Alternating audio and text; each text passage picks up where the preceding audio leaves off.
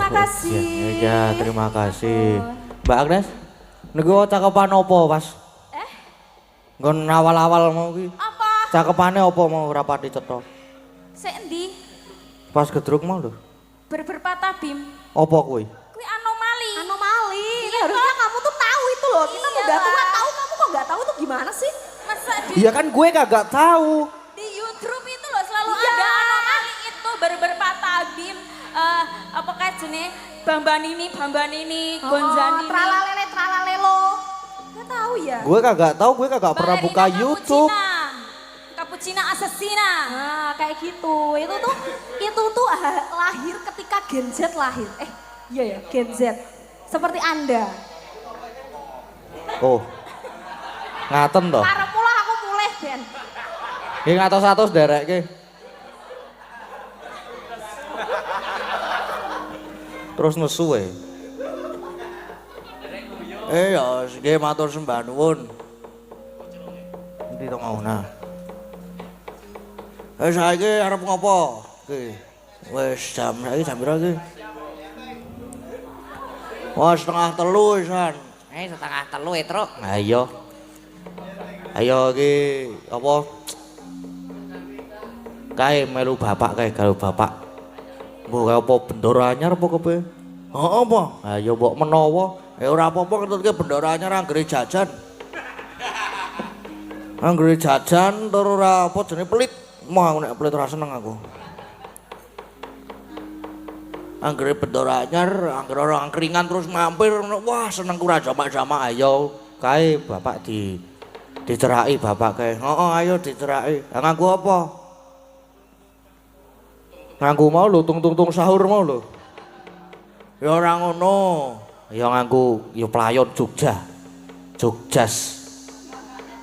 Wis sing jos pisan ngono kuwi. Heeh, ayo gek di derekke bapak kae.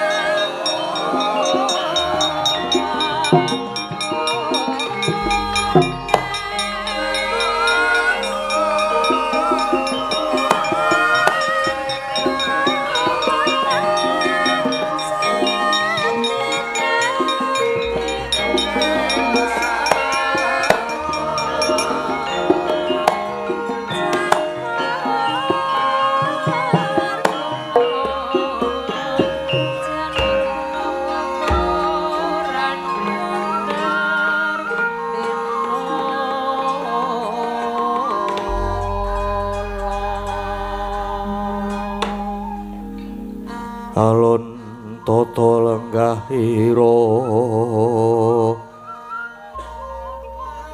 risang marto tameng dasih Wisudan donoraras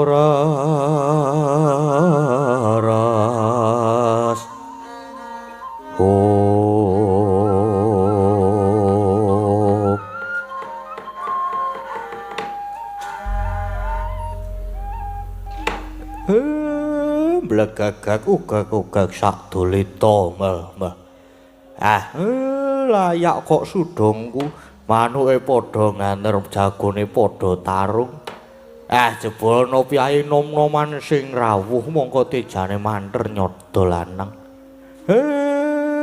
Mangke riyen den ampun sinenggo kula menika tambuh nyatane nggih dereng nate wanu. Kyai nderek nepangaken kula menika Bambang Pamegatsih wingking saking pertapan Gebang Kinatar kula menika putranipun Ibu Endang Wulangun wayahe yang Begawan Syekh Paminto. Bambang Pamegatsih saking pertapan Gebang Tinatar inggih. Suwan kula ngaturaken pangabekti Yai. Nggih. Pun kula tampi nanging dawah sami-sami. Lanjengan dika kalih kula ampun basa kula niku mung derajate ngaceplik. Yen kula mboten basa mangke kenging siku denda. Mboten. Kula niku mboten malati. Pun mboten sah basa ngoko mawon. Lanjengan dika tak aturi lenggah wonten inggil. Ya yen mengkono. Jebul wis lenggah nginggil ket mau. Nah ngoten lak malah sekeca. Lajeng wonten wigatos menapa den Kyai Semar. Anut dawuh pengendikane Kanjeng Eyang lan Kanjeng Ibu. Aku iki putrane satriya Madukara kang kekasih Raden Arjuna. Kang mangkon aku nyuwun marang Kyai Semar, larapna nggonku bakal ngawau Sudarma Kyai Semar. Sorote pandam sumula amadangi pasareyan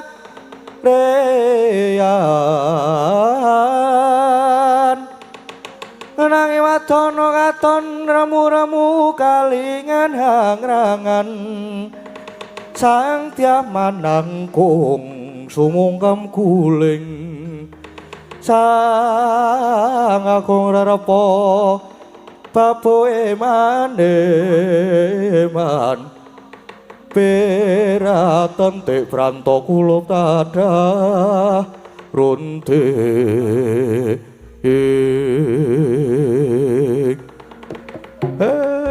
nggih den inggih yen panjenengan badhe ngawau Sudarma kula mboten kawratan nglarapke wonten ngersane Keng Rama inggih Ndara Janaka nanging mangke mang matur piyambak lan bab dipun tampilan botenipun mangke gumantung Ndara Arjuna. Iya Kyai matur nuwun nggih pun monggo budal kula dereke Dole Gareng Petruk Bagong ayo dereke ndaramu iki.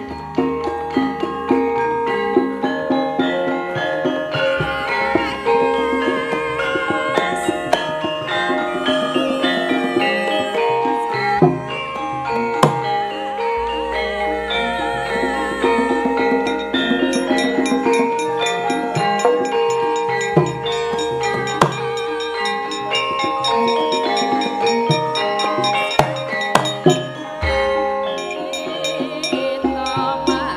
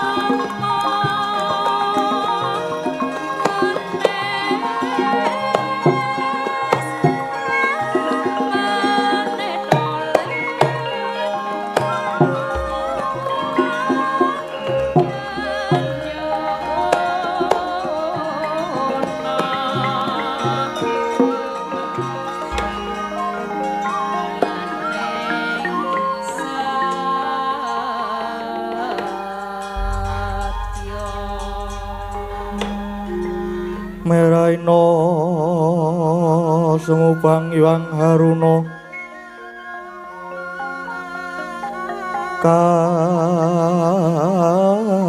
kadinetraning Anggora apuh sabdaning kukila ping kanegara saketer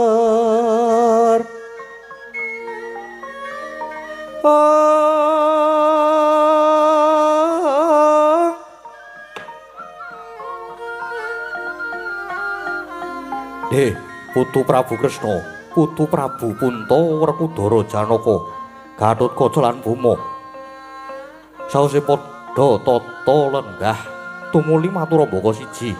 Apa to sejatine dene nganti padha gumrubyuk gemruduk tumekaning Praja Wirata kene. Putu-putuku. Eyang sowan kula kadang menika mboten sanes namung kepengin badhe nyuwun pepajar ingkang mujudaken pengadilan saking paduka Kanjeng Eyang Sri Baginda ing Wirata. Pengadilan bab apa? Inggih. Ing antawisipun anak kula pun setija kaliyan yoga kula Gatotkaca menika sami rebat leres. Inggih menika babagan Bumi Tunggarana. Kikis utawi tapel wates antawisipun Raju Trisna kaliyan Pringgondani. Oh, Tunggarana tinggalane Adipati Kalamastaka mbiyen. Nun inggih Hyang kasinggihan. Ingkang menika mugi Kanjeng Hyang keparenga ingkang paring karampungan adhedhasar adil tuwin leres. Turangga Tunggarana menika bawah Raju Trisna menapa wewengkon Pringgondani. Jagat wasisaning Bathara wayah Blora jagat. Oh, lah yen ngono ora ketang seklimah rong klimah. Aku butuh rembugan karo anakku sakloro niki. Kresna. Lan kabeh wae dadya seksi. Antaraning Gatotkaca lan Setija tak dangune mbaka siji. Nun inggih kasinggihan. Kula sumanggahaken Eyang Setija, apa bener yen Tunggarana iki wewengkon Raju Trisna? Upama bener banjur dasar apa? Inggih. Mila leres wiwit rumiyin, wiwit gina-magina Tunggarana dados wewengkon kula. Dene Adipati Wahana menika inggih rerehan kula nang dipun rebat kaliyan tiyang Pringgondani. Lah yen buma ngaku Tunggarana kuwi wewengkonmu, apa sira bisa nuduhake bukti lan seksi ingkang kuat? Lho, buktinipun sampun cetha. Bilih seprika sepriki Tunggarana menika jajan kula, perkawis seksi nggih sampun gamblang lan ugi kathah seksi kula. Apa kaki Prabu Buma duwe layang kekancingan? Layang kekancingan tumrap kula mboten baken. Ngertos kula wiwit kula jumeneng dados ratu wonten Raju Trisna, Tunggarana sampun dados jajan kula. Ngertos kula inggih namung kantun nglenggahi klasa gumelar lan kula kinten cara tiyang sepuh rumiyin perkawis bumi lan pekarangan menika mboten perlu mawi layang-layangan. Namung cekap pitados ngaten mboten perlu mawi layang kekancingan. Lah kuwi klerune. Mongko mbuh wujud bumi, mbuh wujud wisma lan barang apa kuwi wae supaya sah ya kudu digenepi nganggo layang kekancingan. Pinangka kanggo pikukuh, mboten perlu mawi layang. Wonten sertifikate mengke malah digadhekke. Buma, kowe aja sembrono. Lah saiki putuku Gatotkaca, apa jeneng sira ya ngakoni yen to Bumi Tunggarana kuwi dadi wewengkone Pringgondani? Nuwun sewu Hyang. Sejatosipun perkawis menika malah sanes saking kula, nanging malah saking mogalipun Adipati Wahana ing Tunggarana piyambak ingkang malah badhe manunggal kaliyan Pringgondani krana miturut dedonganipun Tunggarana menika rumiyin ke bawah Pringgondani dados kula sowan mriki menika namung adapur srana saking panyuwunipun para kawula. para kawula Tunggarana piyambak ingkang kepingin manggen wonten garising adil lan leres wangsul dados kados jaman rumiyin Tunggarana wewengkon Pringgondani. Kok adhedhasar dongeng kuwi sing crita sapa, Eyang? Pringgondani tasih gadah denawa sepuh ingkang tumut ngalami dhateng sugengipun swargi Eyang Prabu Trembuku nami dedya sumber katon lan inggih menika ingkang kangge kula gendholan jalaran critanipun sumber katon nyata leres. Meraina semubang iwang haruna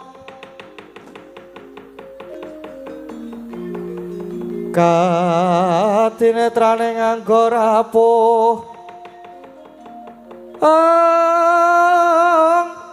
sabdaning kukila ringgane kara saketer kini tuane kong liru sing bini panca jagat dewa Bathara welah dalah mbaya coba ingsun mundhut sowane dedya sumber katon inggih ngesuhaken dawuh sumber katon katimbalan supaya sowan marak sowan ngersane Kanjeng Eyang.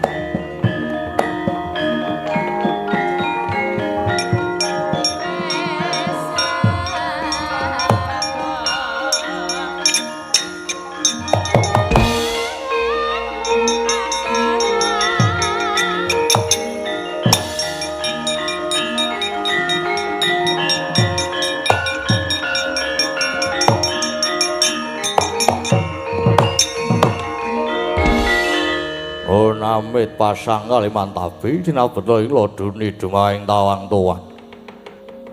Wonten timbalan ingkang adhawuh nimbali kula. Oh, kowe to, kowe. Kowe buta tuwa sing jeneng Sumber Katon. Umurmu pira saiki Sumber Katon? Menawi petangan taun kula mboten saged matur. Nanging kula enget jaman Paduka Sinuwun menika tasih muda. Kekasih Raden Durgandana menika kula sampun suwita wonten negari Pringgondani. Pedamelan kula ngreksa gedhong pustaka. Oh, yen ngono tuwa kowe tinimbang aku mesinipun ngaten. Wong baraan kula kepara umur saadi-adi kula nggih pun sami pejah. Oh iya. Terus jaman kuwi mbiyen Suwitana Prabu Trembuku mbiyen sak ngertimu Kadipaten Tunggarana kuwi sejatine mlebu wewengkon ngendi? Menawi enget kula Tunggarana menika mlebet wewengkon Pringgondani nanging nalika semanten lajeng dipun rebat Nalendra Trajutrisna inggih menika Prabu Bomantara. Lan seka sak sampunipun Prabu Bomantara seda dening Raden Stija inggih Raden Stija menika ingkang jumeneng nata ing Trajutrisna lan Tunggarana lajeng tetep dados jajahan Trajutrisna. Oh, ngono. Yo. Rene kuwi mbiyen dadi tukang jaga gedhong pustaka ing Pringgondani. Mestine kowe ngerti bab layang kekancingan. Apa isih ana? Oh, wonten sinuwun. Nanging menawi mboten klentu sak menika malah mapan wonten negari Wirata. Lho, malah ana Wirata kene. Larah-larahe kepiye sinuwun? Nalika semanten serat kekancingan negari-negari sak jagat ingkang jangkep sak gambaripun menika dipun kelompakaken dening ingkang Rama Swargi Prabu Basukesti. Wonten negari Wirata dene nawala wau sareng sampun mlembak lajeng kadhapuk dados wedha babat sinebat serat pustaka Raja Purwa. Kalebet kekancingan bab bumi Tunggarana menika ugi kasrat wonten ing mriku sinuwun. Weh ladalah.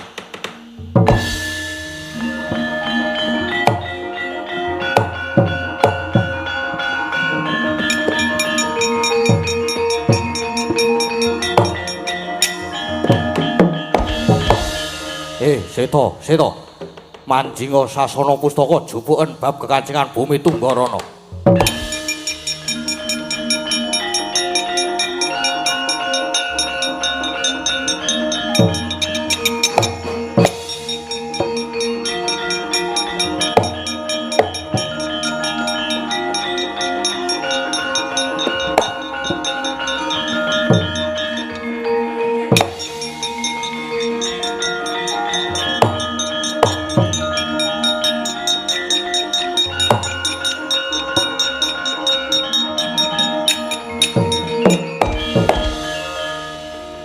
nganti klebian.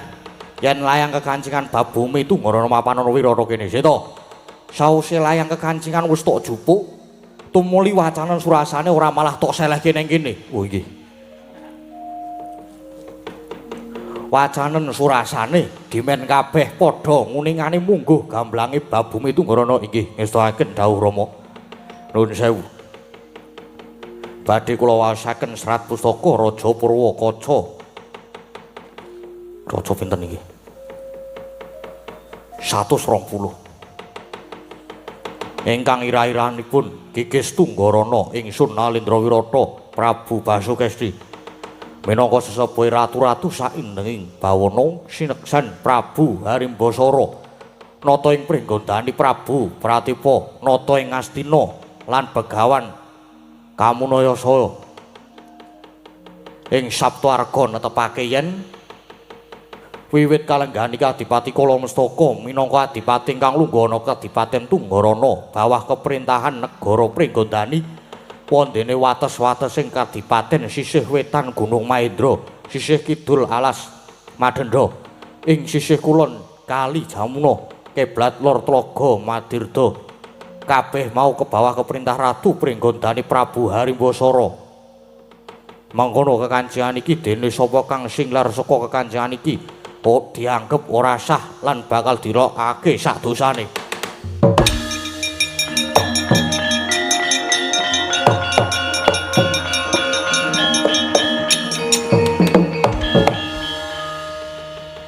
Lah saiki wis cetha sing dadi underane perkara. Ingsun dhewe uga ora bakal banjini bansiladan, ora bakal pilih kasih.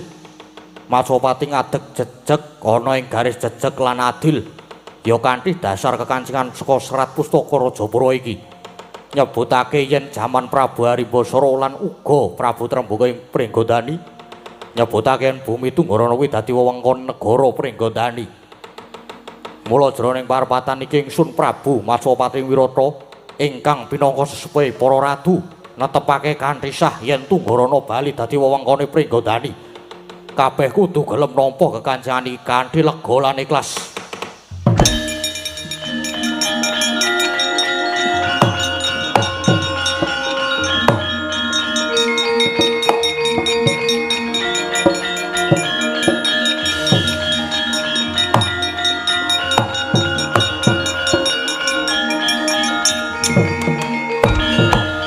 Karun, kula badhe munjuk atur kepiye Bumom?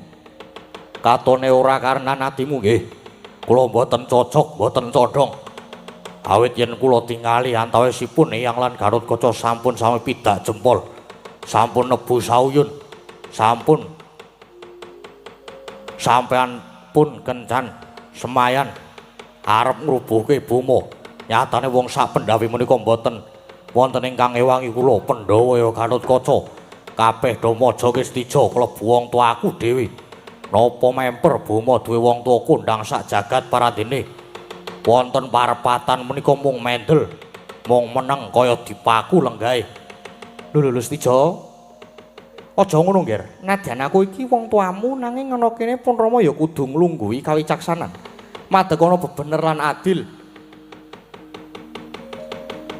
Mongko kowe kalah bukti lan seksi dadi aku ora iso ngewangi karo kowe Stija. Mula tak jaluk kowe kudu lila lan ikhlas ya Nger, menawi ngaten Kanjeng Rama mboten tresna kali kula. Lho. Anak ya tetep anak nanging sing bener ya kudu dibela. Bener kudu dibenerake, sing luput ya kudu diluputke. Ora kena bebener kok njur dibebudhek nganggo rasa katresnan pun cekap pun. Saniki kula ngedekaken sayembara. Tunggarana riyin ucul nggih ngangge Bandayuda. Mula dina niki Gatotkaca kena njaluk Tunggarana. Nanging yen pun pecah dadane Buma Narakasura.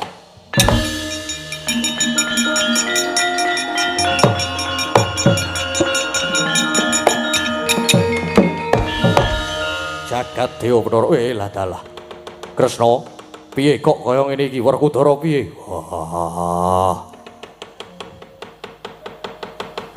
Wani Letot, ayo diwaneni. Wah nek pancen wong tuane ora trima ngumumse karo aku. Tuwa lah rak malah werna-werna to. Werkudara, pun Kakang tetep mbelani ingkang bener Yai Kresna. ora wurung iki Wirata malah dadi ajanging peperangan. Penjaluk Estijo kae piye? Kepareng muncul Aturiang. Senadyan wonten ing parepatan menika sampun dipun tetepaken yen to Gatotkaca ingkang mempang ing pirembagan Dewa semanten Kakang Stijo Murina lajeng ngedekaken sayembara perang tanding. Pramila mendak kula dipun wastani boten merwira, Pak. Pareng boten pareng badhe kula legani Kakang Stijo, badhe kula adepi penantangipun. Nawung pangestu para pepundhen ingkang kula suwun.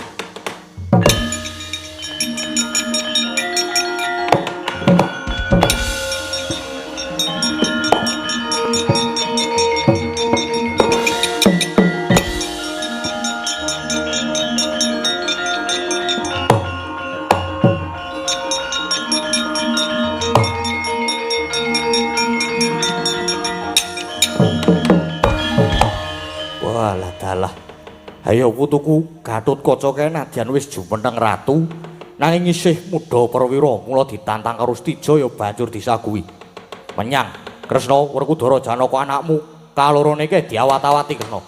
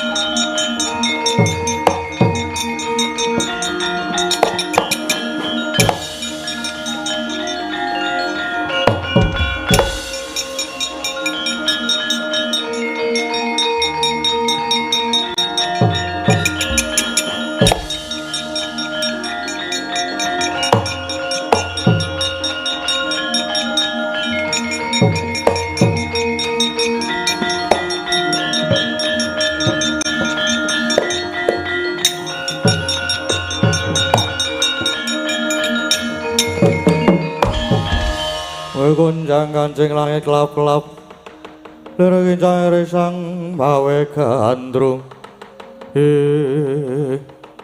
Gatotkaca nalika mawaki Dewi Bandayuda kagol merga dipisah pukul Narada saiki ayo dibacutake peneh arep ngejak pirang dina. Ayo tak ladeni tangkep Jaja kantaran pauntapke nyawamu le.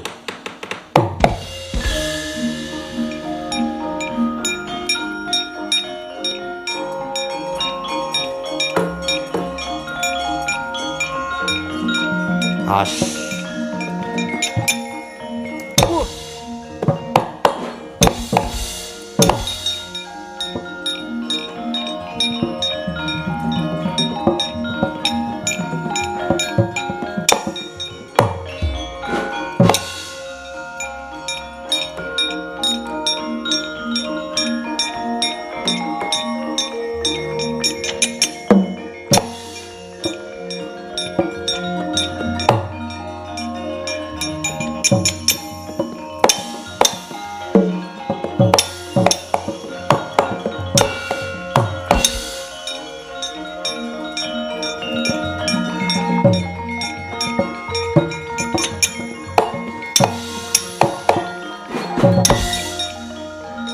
mati Sambato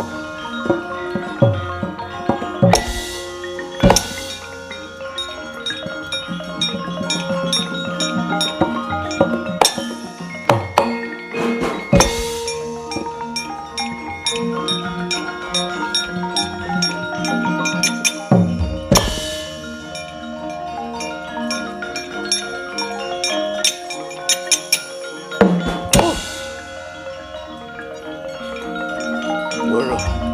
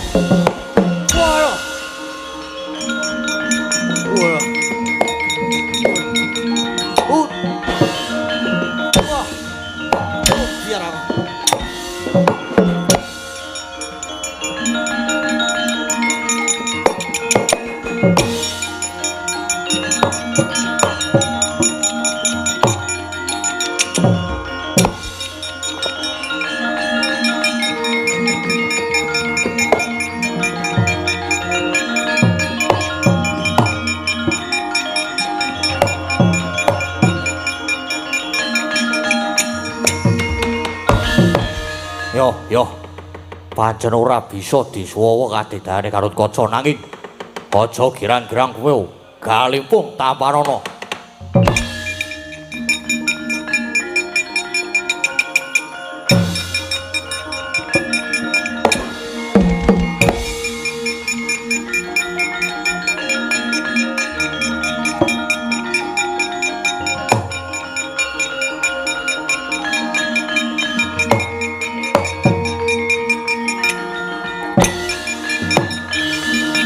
Ayo sambaton.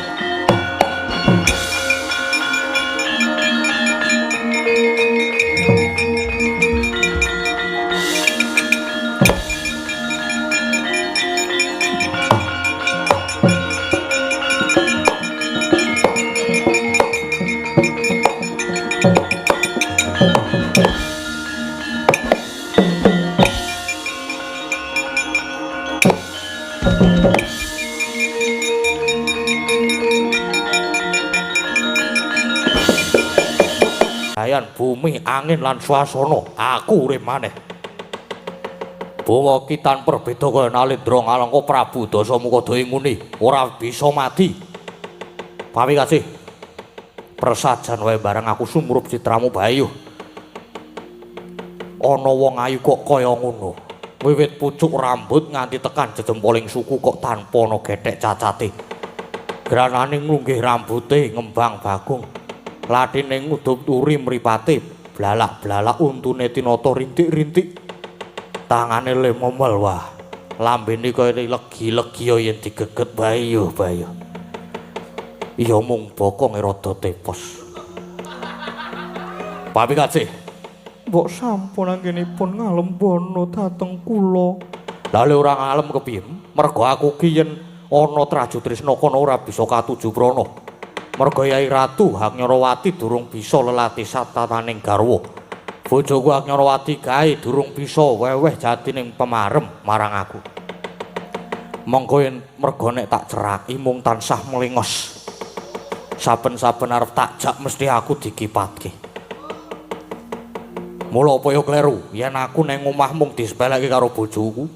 Banjur aku golek meneh sik ning jaba ngene iki. Monggo bareng aku weruh citramu persajan wae aku banjur katuan rasa tresna. Bapi kasih. Ayo, gelem ya tak boyong ning Traju Tresna dadi karo aku. Sinuwun. Kula menika namung lare dusun panjenengan menika Nalendra. Tur inggih sampun kagungan garwa prameswari kok ketesih ngersakaken badan kula menapa mboten badhe asor derajat paduka. Pami kasih. Kowe kuwi bakal tak boyong, bakal tak nggo kembang sepasang karo Yai Hangnyawati. Nadyan mung garwa kaping 2 nanging tancepe katresnanku bakal tak tresnani lahir batin. Menapa saged sinuwun bojo siji wae durung gelem ngladeni kok arep mayuh karo aku ki lho.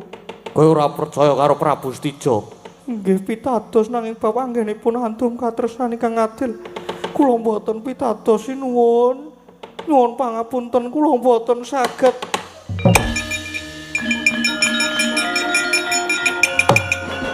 Oh, pami kasih.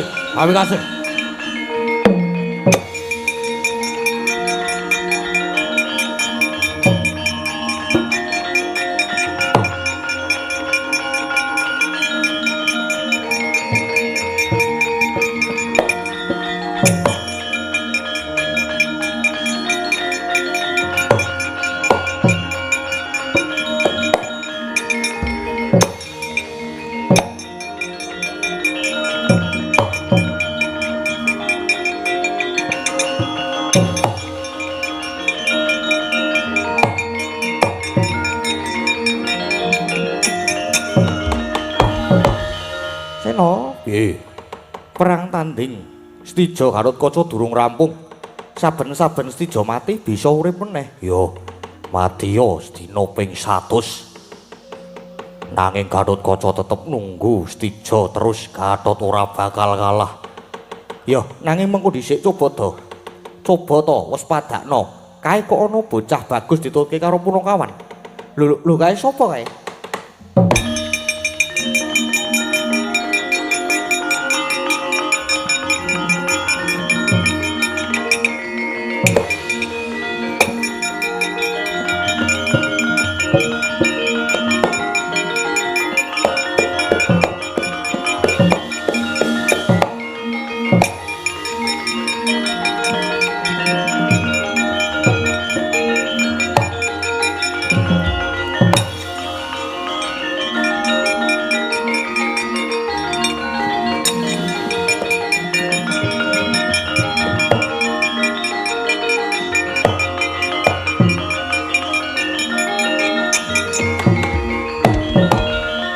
Dhisik iki kok ana bocah bagus sapa kowe?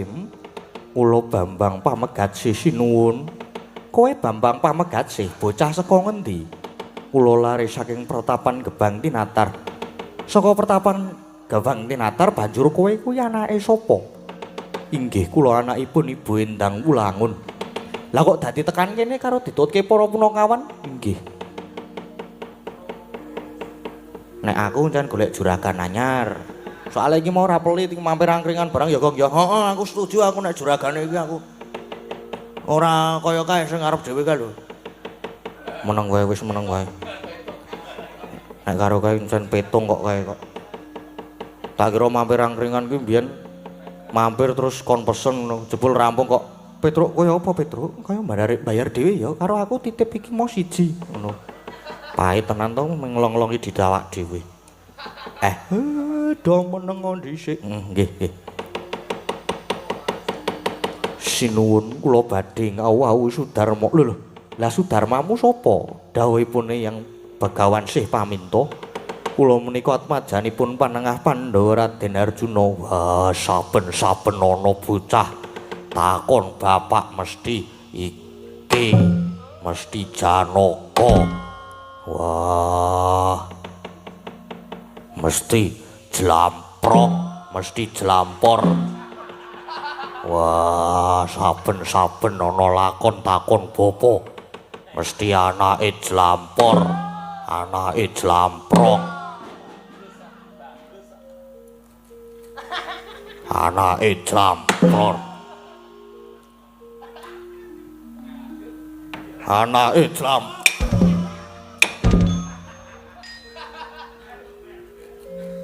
Petruk kurang ngajar. Nggih ngapunten, melu-melu refleks Ndara. Wah, Jlampro kuwi anakmu kuwi dopeni. Wong kula mboten piye. Bareng ana anak takon karo bapakne ra gelem diakoni. Arjuna kula wonten dawuh. Bocah bagus iki jenenge Bambang Pamegatsih. Ngakune iki anak Janaka patutan karo Endang Wulangun. Anake Begawan Pamintosih saka Pertapan Gebang Tinatar. Eling-elingen Arjuna tau gandeng karo wanita sing jeneng Endang Wulangun apa ora? Koko Prabu kula ingkang badhe murba lare menika.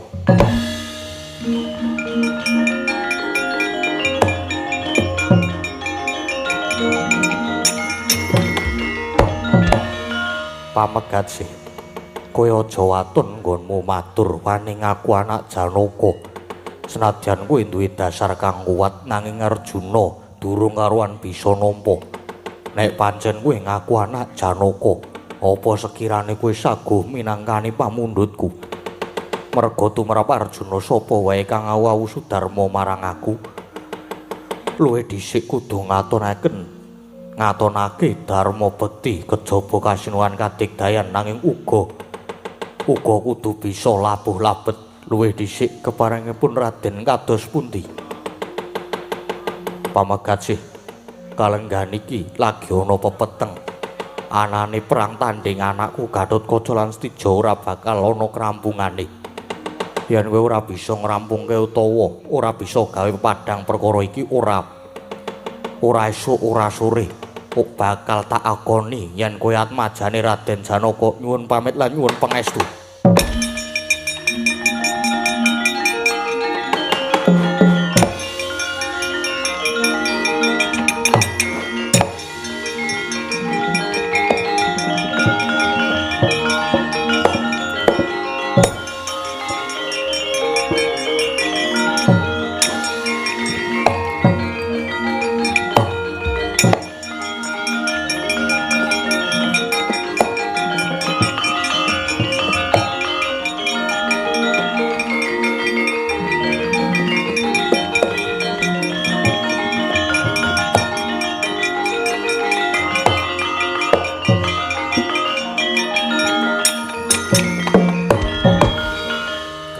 Semar. Aku patenono wae Kakang. Wirang bebarang ora ditampa nggonku ngawu Sudarma. Kene tak patenane kene, Mir. Bagong lambene amoh. Ora kaya ngono tak gentenane wis dadi bendara. Ora sudi. Ndara ampun. Kok mboten ditampa niku jalarane napa? Rama Janaka ngresake luwih dhisik aku kudu ngatonke lelabuhan utawa kudu ana dharma bekti dhisik. Dina iki lagi ana pepeteng merga perange Raden Gatotkaca lan Prabu Stija ora ana kerampungane. Yen aku bisa ngrampungi lan gawe padhang perkara iki bakal ditampa pasuwitanku Kyai. Aku kudu kepiye? Pun ampun sumelang. Mang presane nika sedulur sampean endang pamikatsih dibujung-bujung kalih Ndara Stija mang rembugi Stija nika nyuwun pangestu.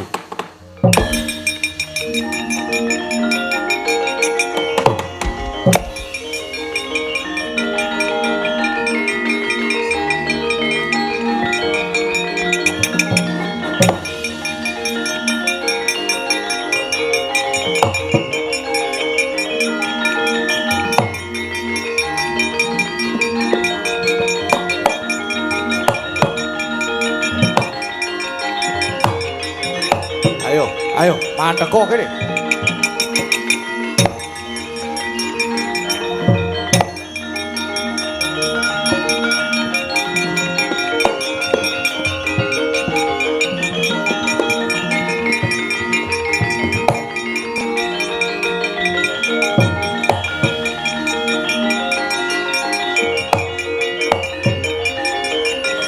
Wah.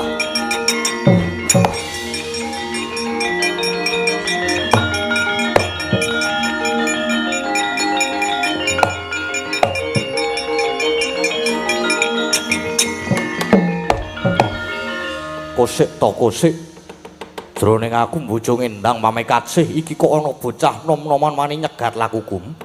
Kowe sapa kowe?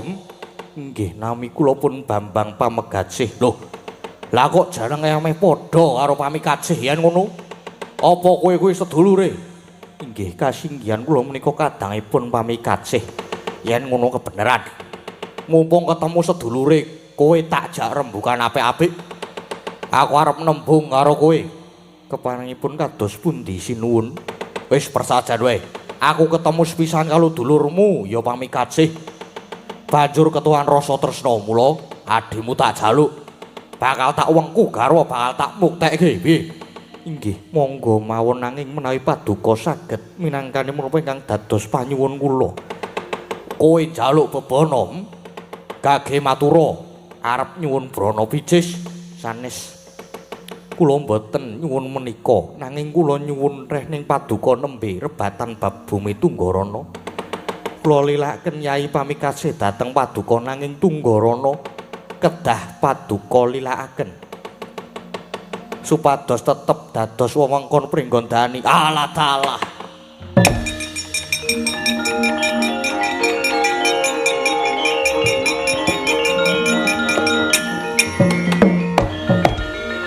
Kowe bakal ngulungake nglilake pamikatsih nanging kowe nyuwun supaya Tunggarana tetep dadi duweke Gatotkaca. Milih duwe bojo ayu apa milih Bumi Tunggarana nanging nyatane aku wis kalah ning pengadilan. Ya wis tak lilake Bumi Tunggarana aku milih duwe bojo ayu.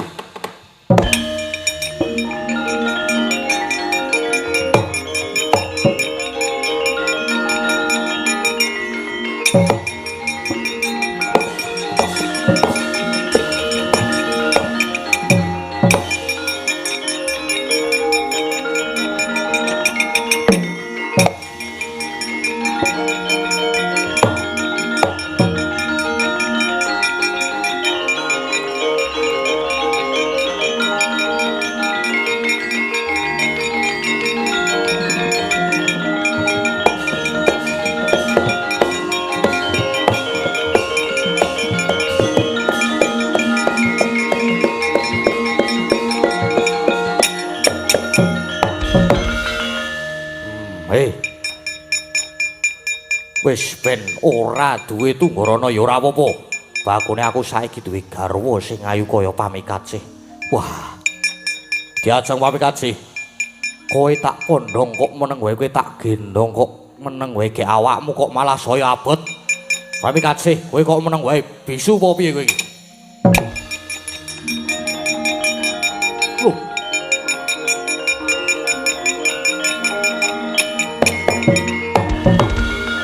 Nah, ngapusan to kowe. Lho iki sapa? Lah kok dadi pamikasih? Malih dadi kaya ngene. Ya, aku sing dadi pamikasih. Mergo sejati nek aku iki begawan pamintosih ya mbahne pamegasih. Lah dalah kapusan bangsat. Wah, kebarat. Wah.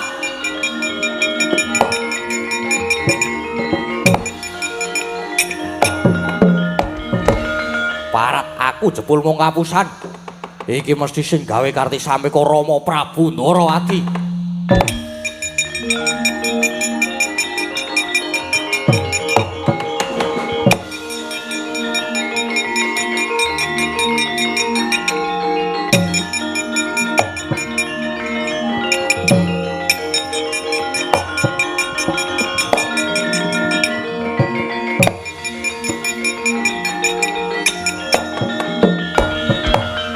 Ger putraku Stijo, kowe arep ngopo? Kowe mesti ngirain kabeh iki sing gawe Kresna, ya to? Karone kowe wis kalah ning pengadilan. Tunggarana wis ditetepake dadi duweke Gatotkaca. Ayo. Saiki nek pancen kowe ora trima mungsuhe dudu sapa-sapa. Nanging mungsuhe malah Kresna, wong atuhamu dhewe. Aduh.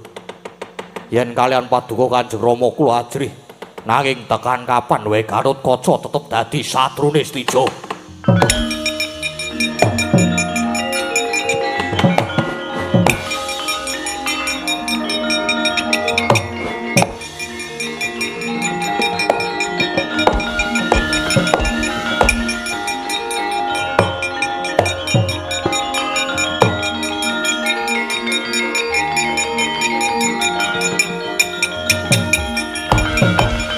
Ayo, sapa iki? Werkudara. Yo. Jaluk bumi Tunggarana Tapanana. Wah. Wah.